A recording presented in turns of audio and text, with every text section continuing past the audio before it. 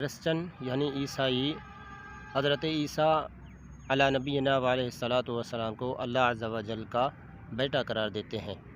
اللہ عز و جل نے قرآن مجید فرقان حمید میں ارشاد فرمایا، ان مثل عیسیٰ عند اللہ کمثل آدم۔ اللہ عز و جل کے نزدیک عیسیٰ علیہ الصلاۃ والسلام کی مثال ایسے ہے جیسے حضرت آدم علیہ الصلاۃ والسلام کی ہے۔ خلقہ من تراب، کہ آدم علیہ الصلاۃ والسلام کو مٹی سے پیدا کیا ہے، ایسے ہی حضرت عیسیٰ علیہ الصلاۃ والسلام کی پیدائش ہے، یعنی وہ بی بی مریم سے پیدا ہوئے ہیں۔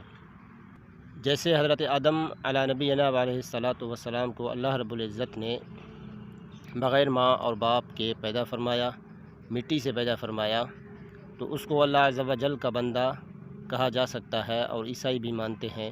تو حضرت عیسیٰ علیہ الصلاۃ والسلام پھر بھی بی بی مریم سلام اللہ علیہا سے پیدا ہوئے ہیں۔